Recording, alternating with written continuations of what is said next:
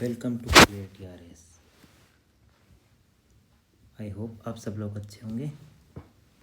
तो कल से जो अपन ने स्टार्ट किया था 75 डेज़ का हार्ट चैलेंज, उसका आज पहला दिन कंप्लीट हो चुका है। तो अब देखते हैं कि पहले दिन में मैंने क्या क्या फॉलो किया था और क्या मैं उसको फॉलो कर पाया। कल जो अपन ने टाइम टेबल बनाया था उसको फॉलो कर पाया या नहीं, और अपने को उसमें कितना स्कोर प्राप्त हुआ। तो कल अपन ने जैसे कि एक चार्ट बनाया था कि यहाँ पे इसको स्कोर देना है। तो इसमें जो है मेरा स्कोर रहा है 8।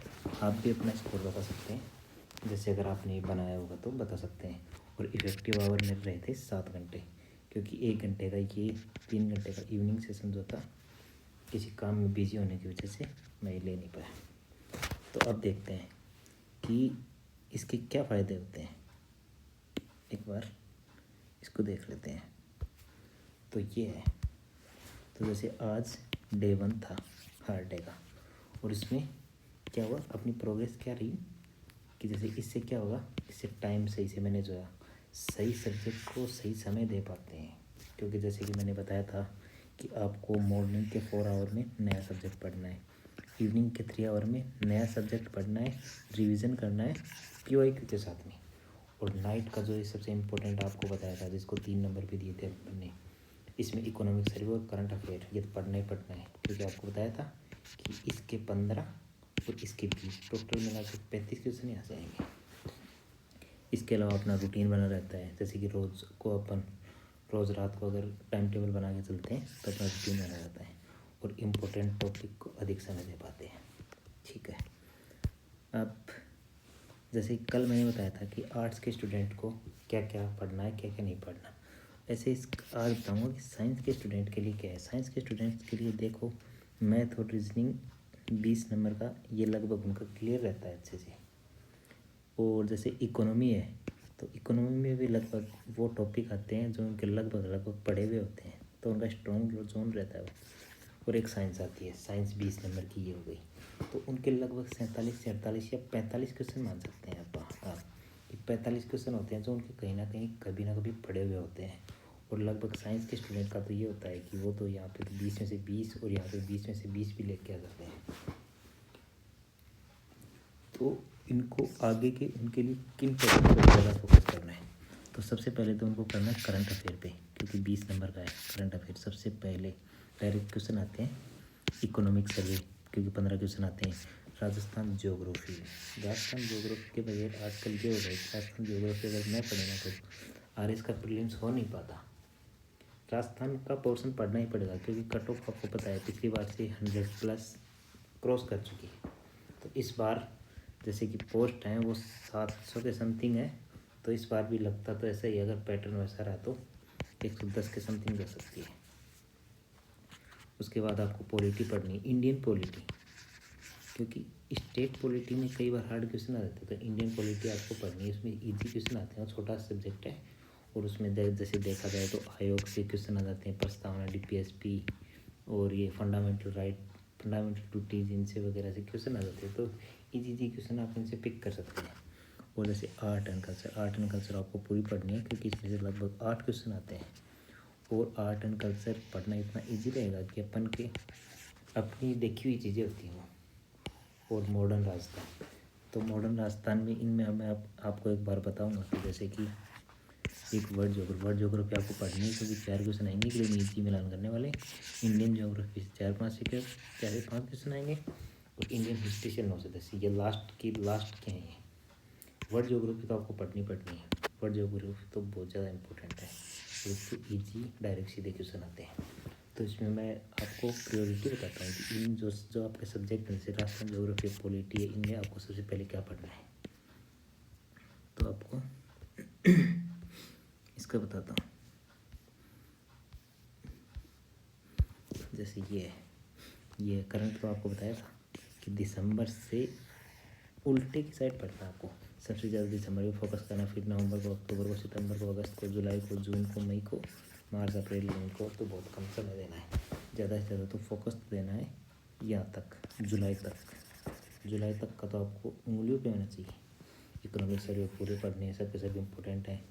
पॉलिटी में देखी जाए जैसे प्रस्तावना, फंडामेंटल राइट्स चलो थोड़ा बड़ा है, लेकिन DPS भी फंडामेंटल ड्यूटीज़ पढ़ सकते हैं, प्रेसिडेंट पढ़ सकते हैं, वाइस प्रेसिडेंट तो सिलेबस में है नहीं, और हाई कोर्ट सुप्रीम कोर्ट छोटे से टॉपिक ये पढ़ सकते हैं। आयोग पढ़ सकते हैं आप, क्योंकि आयोग से 4 से 5 क्वेश्चन आ जाते हैं। संविधान संशोधन छोटा सा टॉपिक है, इससे ये पढ़ सकते हैं।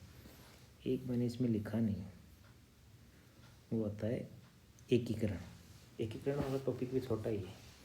एकीकरण आप एकीकरण भी देख सकते हैं, एकीकरण का टॉपिक भी छोटे ही। और जैसे राजस्थान ज्योग्राफी आपको पढ़नी है तो सबसे पहले पढ़नी है आपको जनसंख्या में 4 टॉपिक दे रखे हैं सिलेबस में। तो जनसंख्या बढ़ती है, घनत्व, साक्षरता, लिंगानुपात, जनजाति। तो इसमें से इन 5 टॉपिक को आपको ढंग से घोट के पी जाना है। इसके बाद पर्यटन से भी ठीक क्वेश्चन आते हैं, छोटा सा टॉपिक है, एक दो पेज के नोट्स हैं, इसमें से जनरली एक क्वेश्चन आ ही जाता है। और ये खनिज वाला टॉपिक हो, जैसे अरावली के अगल बगल में जो भी खनिज है उनसे क्वेश्चन आ ही जाते हैं। जैव विविधता का टॉपिक हो, इससे जनरली देखा जाता है तो करंट से जोड़ के क्वेश्चन पूछ के जाते हैं। और ऊर्जा वाला टॉपिक है, इकोनॉमिक सर्वे से कवर हो जाता है अपना। ये फसलें जो हैं, ये टॉपिक ऐसे हैं कि जैसे जनसंख्या है, इससे एक क्वेश्चन आता ही है, छोटा सा टॉपिक है। पर्यटन से एक क्वेश्चन जनरली आ जाता है, इससे भी एक क्वेश्चन आ जाता है। तो प्रायोरिटी वाइज मैंने सेट करके दी है। आपको पढ़ना है तो इस हिसाब से पढ़ना, ताकि आपको कम पढ़ाई में ज़्यादा आउटपुट मिलेगा। अब जैसे राजस्थान की आर्ट एंड कल्चर तो आपको पूरा पढ़नी है। हिस्ट्री, जैसे हिस्ट्री में देखना तो हिस्ट्री के सिलेक्टेड टॉपिक देख लेना। जैसे हिस्ट्री का एक अखबार देख लेना, एक आप देख लेना 1857 की क्रांति ज़रूर देख लेना। एक आप एक एंशिएंट हिस्ट्री के टॉपिक देख लेना। एंशिएंट हिस्ट्री के 2-3 पेजों की आएगी, उनके शॉर्ट नोट्स मैं आपको शेयर कर दूँगा अगर आपको चाहिए होंगे तो। जैसे ये कालीगंगा वगैरह के जो रेड टोंक वाली थी उसके थे, ये जैसे सोनारी सभ्यता थी वो गणेश्वर वाली थी, वो उधर ये जो सभ्यताएं थी, इन सभ्यताओं में से देख लेना किसने किसका खनन किया था, कौन सी ताम्र युगीन थी, कौन सी लोहे युगीन थी, ये देख लेना, एक ऊपर का देख लेना।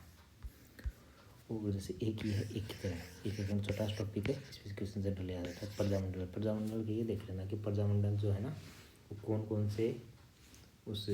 कौन से सन में बने थे और इसका गठन किसने किया था। एक चार्ट बनाया है ऐसे, ये चार्ट जैसे यहाँ पे लिख दिया कि ये प्रजामंडल इसका गठन अब हुआ था, इसके अध्यक्ष ये थे, इसमें ये हो, और अन्य टॉपिक में कुछ और जैसे इंपॉर्टेंट लगे तो उसमें इम्पोर्टेंट वो लिख देना। जैसे दूसरे नंबर पर ये बना था, तीसरे पे ये ऐसे करके ऐसे चार्ट बना के आप इसको लिख सकते हैं। तो एक पेज में आपका प्रजामंडल आ जाएगा। ऐसे ही आंदोलन है, अगर आप ऐसे कंपेयर करके पढ़ोगे तो ज़्यादा अच्छा रहेगा। तो एक ही आंदोलन है, बस आपको यही पढ़ लेना है, इससे ज़्यादा मत पढ़ना है इसमें, अगर आपकी तैयारी नहीं है तो। और जैसे मैथ रीजनिंग आपकी है ही, ये साइंस आपकी है ही, और ये वर्ड ज्योग्राफी, पर्वत, पठार, मैदान, मरुस्थल, इसमें ऊपर से टॉप चोटी वगैरह देखनी कौन कौन सी ये हैं। औद्योगिक क्षेत्र में से भी डायरेक्ट आ जाते हैं। PYQ देख लेना, आप PYQ में देखोगे तो बहुत ईजीली आपको समझ में आ जाएगा। और हिस्ट्री इंडियन हिस्ट्री अगर आपको पढ़नी है तो पढ़ लेना, क्योंकि उससे ज़्यादा आउटपुट निकलता है नहीं। लेकिन फिर भी अगर देखना चाहो तो बौद्ध, जैन, गुप्त काल का ये आर्ट एंड कल्चर वगैरह, सूफी भक्ति आंदोलन, विजयनगर, अकबर की ये, गांधी जी के जो 2-3 आंदोलन हुए वो, और नेहरू की संस्था है, ये देख लेना एक बार आप। तो ये तो हो गए ये। अब चलते हैं अपने आगे उसी पे, ये हो गया अपना ये।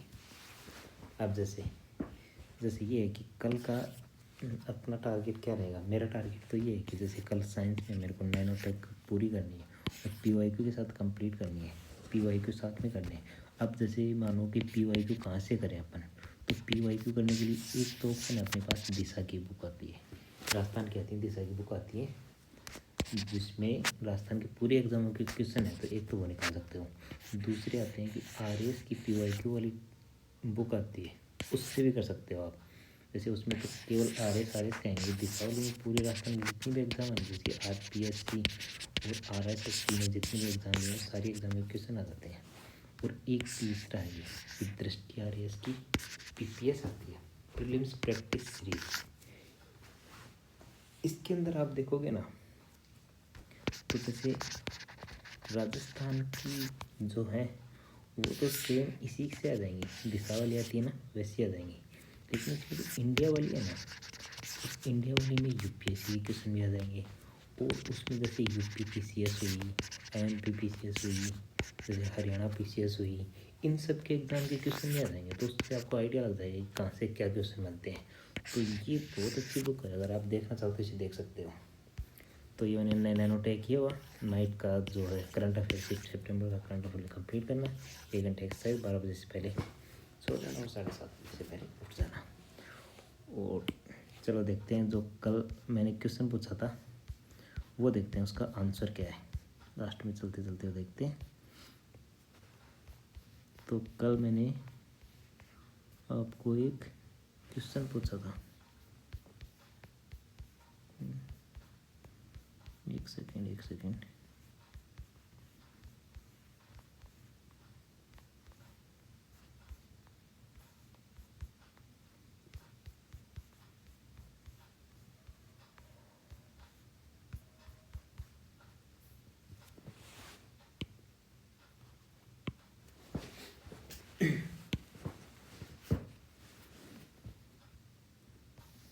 जस्ट एक सेकेंड।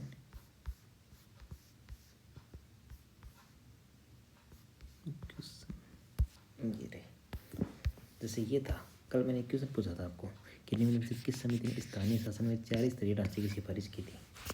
तो जैसे कि वो स्वतंत्रता के बाद में जो समितियाँ बनी थी जिन्होंने पंचायती राज की सिफारिशें की थी, उसमें ये 4 कमेटी तो बहुत ज़्यादा इम्पोर्टेंट थी, जिसमें बलवंत राय मेहता समिति थी, एक बलवंत राय मेहता समिति जो 1967 में बनी थी। ये 1977 में बनी थी, 1978 में इसने रिपोर्ट दी थी। जीवी के राव ये शायद 1985 में बनी थी और ये शायद 1987 में बनी थी।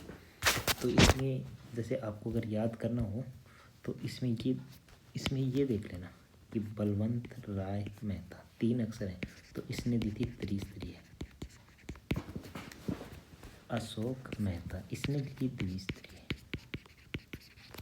और GV राव इसने दी थी 4 स्तरीय की, और है ये LM सिंघवी इसने भी दी थी